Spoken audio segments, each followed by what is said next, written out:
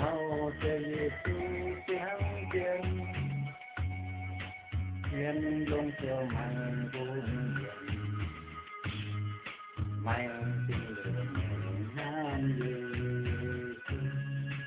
nhưng sẽ chẳng an yên đời hầu cho Giêsu tiếng tiếng yêu như hoa sen luôn hài